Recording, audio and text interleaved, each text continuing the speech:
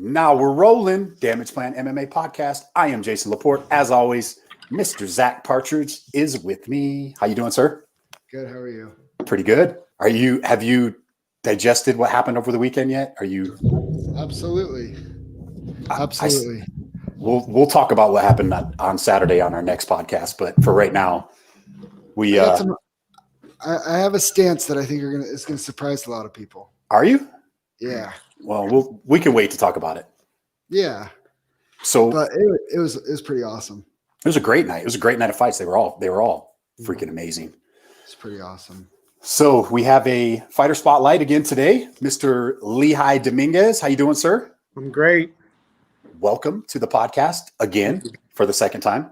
Thank you. You were like one of the first. You were like one of the first ones. I think I was the first one. I think first one. I think you were your first guest. I wasn't on that one, but it was. No, that was that Slick. Yeah. Yeah, Zach. I had to convince Zach a little bit more. It was kind of this like, Zach, we're doing this. We've been talking about it for a year and a half. We are doing this. Yeah. So it's a good time. Big fight coming up a couple weeks, Lehi. Oh yeah. How's things going? How's training going? Training is great. Everything's clicking. I feel great. I've never been more ready and prepared for a fight. So I'm excited. Really excited.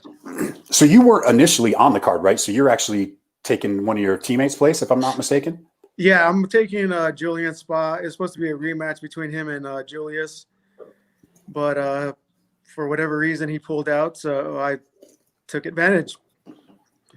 Nothing wrong with that, right? No. One man's loss is another man's treasure. True that. What do you know about Julius? He's a wrestler. Okay. That's it, huh? That's really about it. I'd never even heard the name before. So Okay. Did you by any chance because him and Julius have fought before, right? So you haven't seen any prior fights? Julian, yeah. Oh no.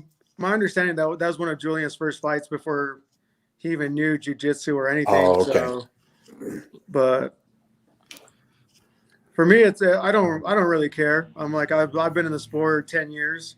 Yeah. So I've fought all the big names, all the big boys. So for me, it's just another fight, another day in the office. Another day in the office, baby. So, excuse me, you're training out of the Pit, right? Pit Elevated. And with Shane Stoneman, boxing coach, right? Yep. Nice. Yeah, me and Shane, we go back. He was one of the original boxing coaches at the Pit in Orem. Okay. So I've trained with him over 10 years. I've trained with him since the beginning as well. Pretty much after my first fight, me and him linked up. So we've been together for a long time. That's awesome. One thing that kind of stands out is you and Julius both have long amateur careers. Yeah. What's your experience with that? Recommendations, because everybody always wants to know, like, when's it time to go pro? When was it time for you that you knew it was time to go pro? For me is whenever people stop. Every time I wanted to fight, there was nothing. It was always like, okay, we'll ask, and literally like nobody was signing those contracts. It was, yeah, no one wanted to fight pretty much. So at that point where there was just limited options, and I mean, for me, it's like as a fighter, you want to fight, you're all prepared, you're geared up, and then nobody's accepting. So at that point, and then, I mean, even that, and then after my fight with Hayden, nothing but respect for the guy, but I felt hands down I won that fight. And I was like, at that point, I was like, you know what? If I'm gonna keep getting these bullshit decisions, I want to get paid for it. You know, we put so much into these camps. You know, so much sacrifice, so much time away from family, from work. I mean, the list goes on, and to have all that hard work to just be taken away. I mean, obviously, you don't leave it in the judge's hands, but it's like, again, if I'm going to get screwed, it's like at least pay me for it. Yeah. Yeah, man. I see it, and I have a hard time with that. And I remember that fight. And Hayden, and all disclosure for anybody that's watching, Hayden's a teammate of mine, and I was training with him at the time. Haven't seen him in a while, but he he, and I didn't really know you then, get to know that you're what a good dude you are, but it was a close fight and it was a very competitive fight. Yeah. And, what you would want a 5-round title fight to be. But man, when people say don't leave it in the hands of the judges, I'd love to get your take on this because for me, if it was easy to put people away, we'd do it every time, right? Mm-hmm. So, what would you like, or in your idea, in your experience as a fan and as a fighter, what would you like to see improved with judging? Because for me, I actually think one of the things to do is the open scoring so that we can see round to round how the judges are scoring it. What do you think? I mean, it's really hard because you really don't know what the judges are looking for. So it's obviously, I would look for more experienced judges. I mean, maybe people that have fought, people that know the sport versus someone that I don't know what kind of training they go through to become judges. But I mean, there was even one card on that fight. It was like 50. They said like 50, like 37 or something. And I was like, what fight were you watching?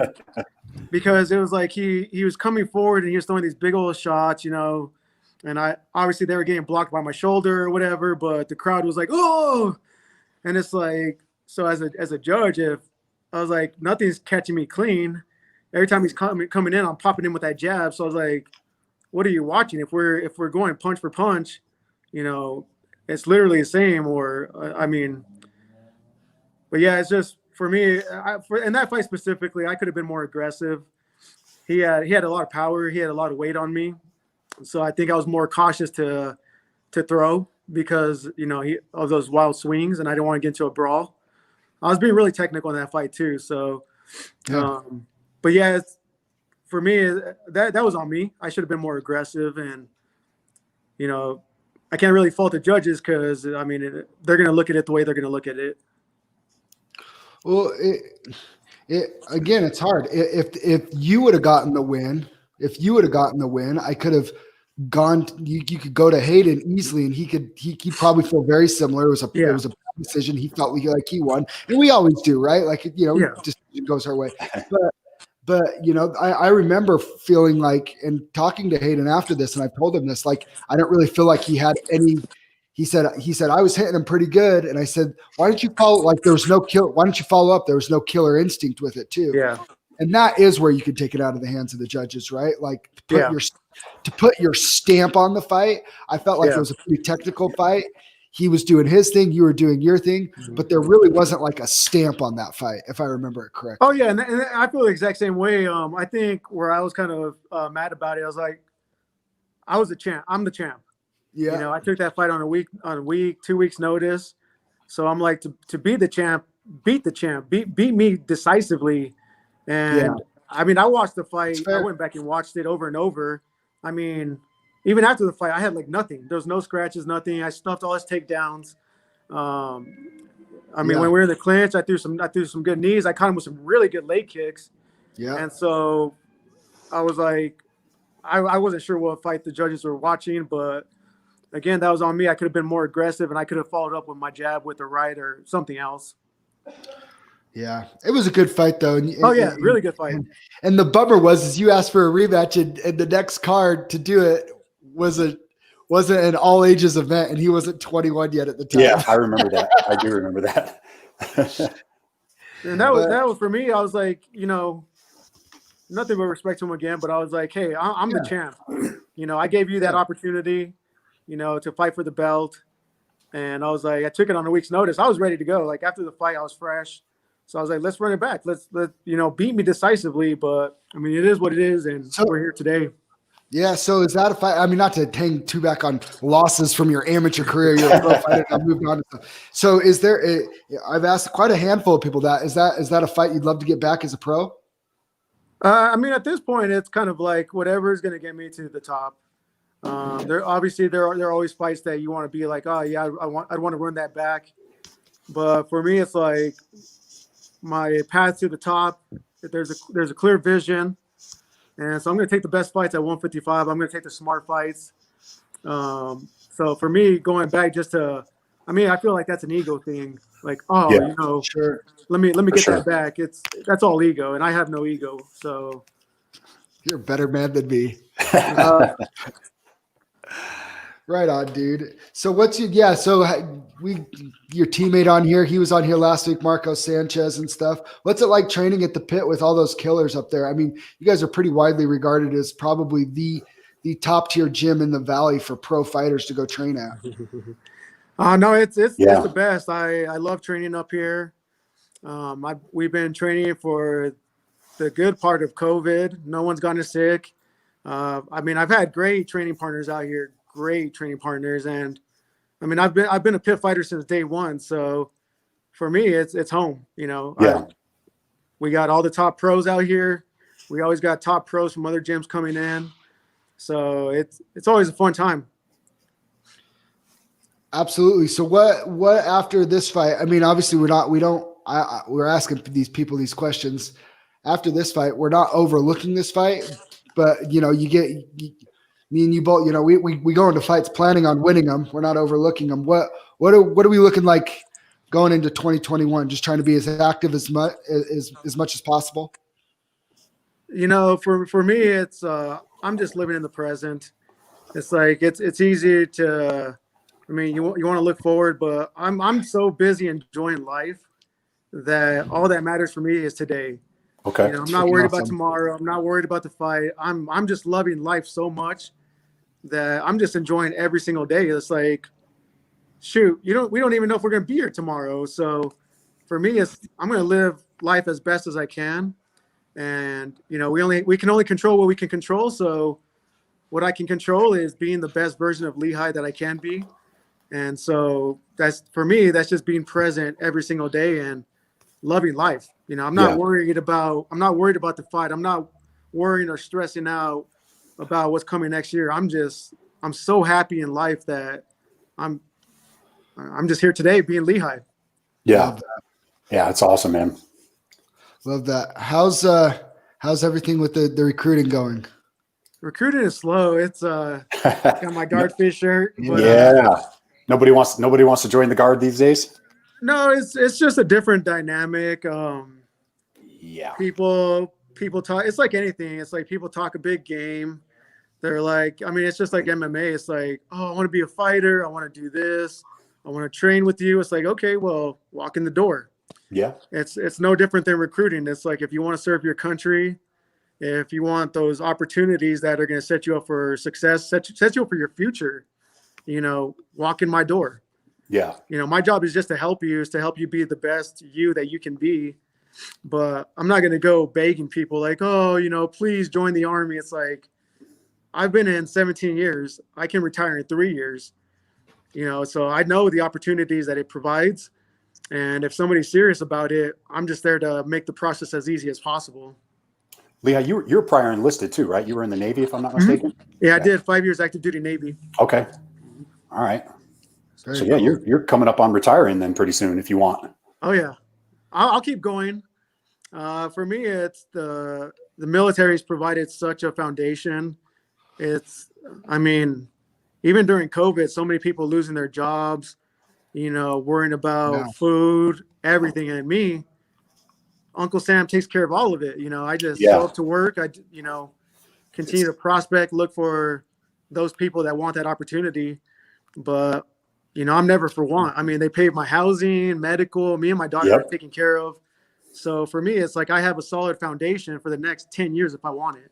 Yeah, I try to tell my son that every day. It's like, if you don't have any direction, if you don't know what you're going to do in life, spend at least 4 years in the military and get that back, get that experience, get that, free education. It's something that you can carry with you for the rest of your life. This isn't just a 4-year thing.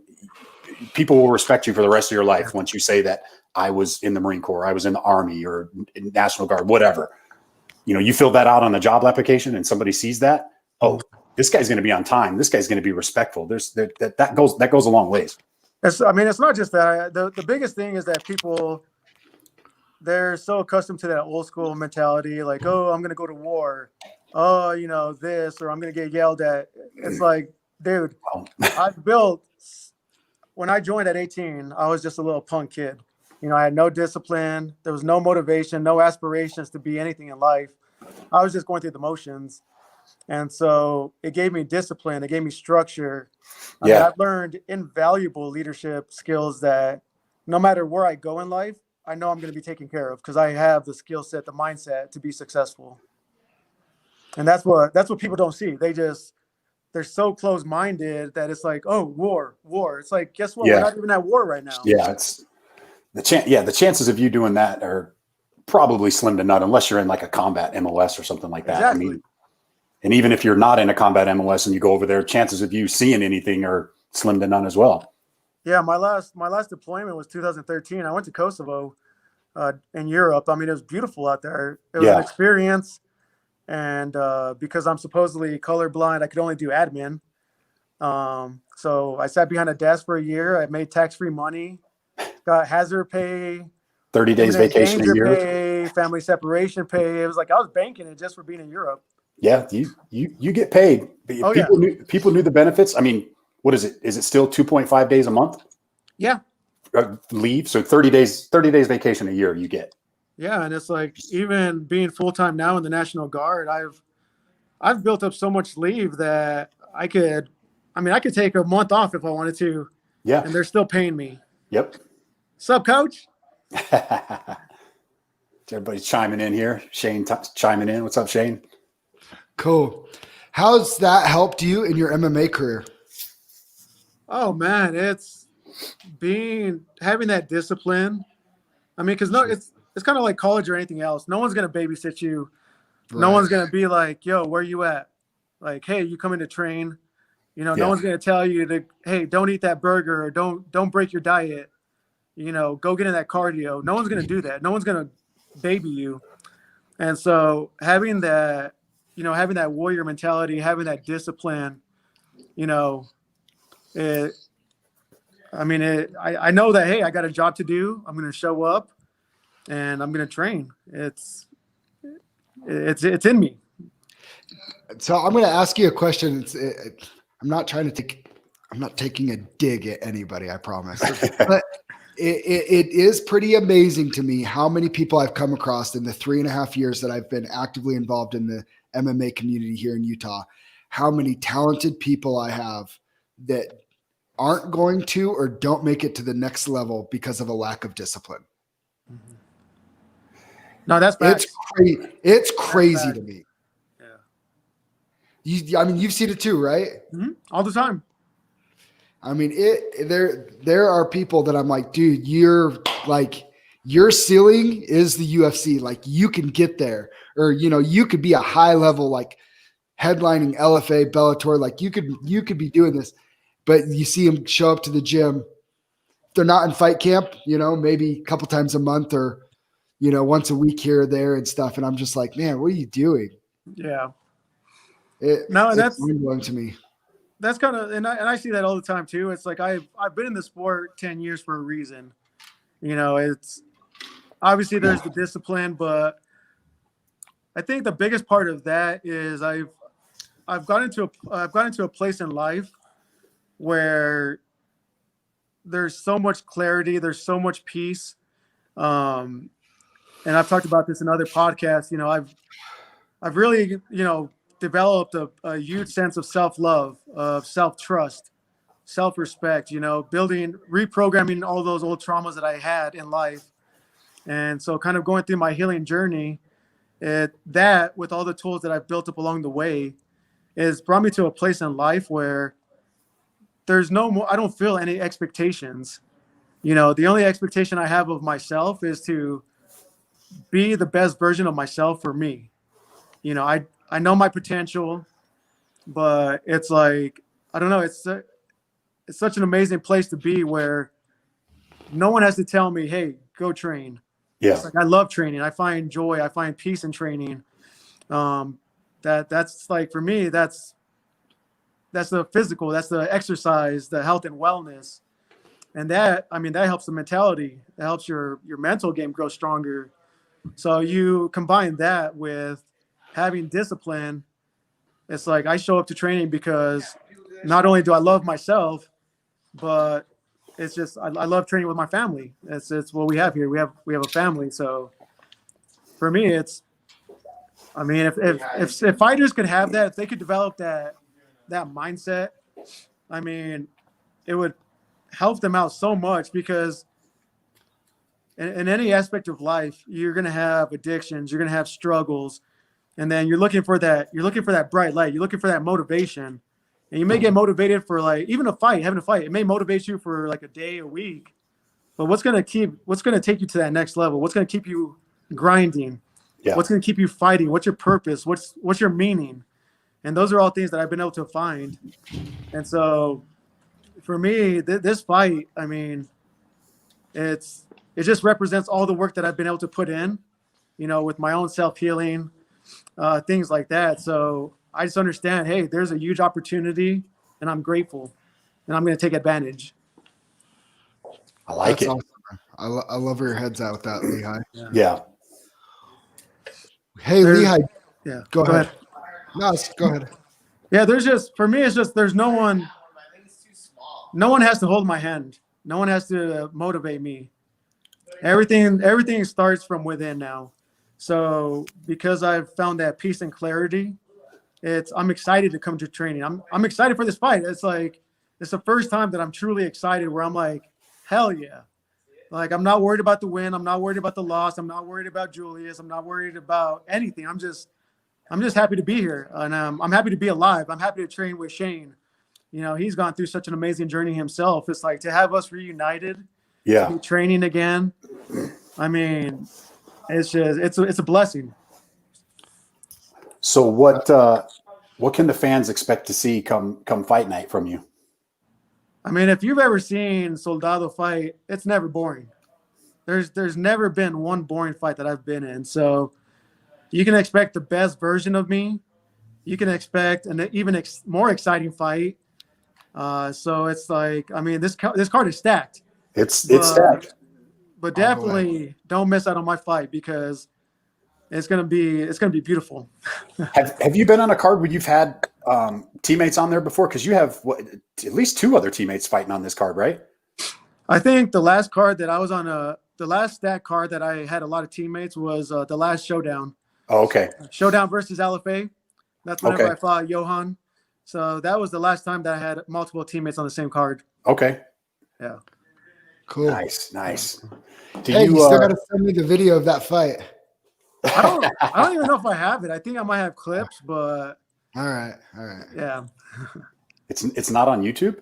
No, I don't think so. Nope. Well, I tried. Oh well. I've done my homework. Hey, Lehi, do you have any sponsors you want to give a shout out to? Yeah, so Rockwell Watches, US Cryotherapy, Water and Wellness, Death or Glory Tattoo. Just got a new one. My boy Paul Molina. Oh, He's nice. a new chiropractor up here. All right. Let's see. Got to hit up Elite Vape. They haven't responded yet, but I've worked with them in the past. Minor Details. They're the ones that keep the haircut all Keep fresh. the hair looking good. Yeah. Gotta stay fresh, So. Very cool. And then Damage Plan. So.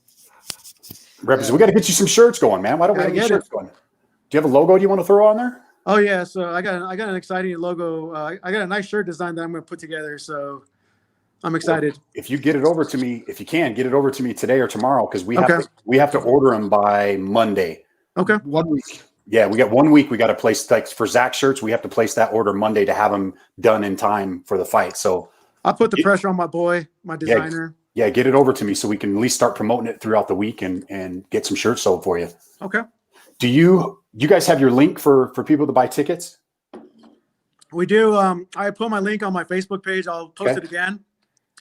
But yeah, if you don't have me on Facebook, follow me, Lehi Dominguez, Lehi Dominguez 444 on Instagram, and I'll send you a link directly. I'll make sure I put that in the podcast notes too. I did get your sponsors into the YouTube comment, so people that are watching this on YouTube will be able to see who your sponsors are as well. Okay. Right on, man. We're excited to see you throw down. If you guys haven't got your tickets yet, get them quickly. They're going to sell out quick. They're going to sell out quick. It's already getting limited. Yes, very limited.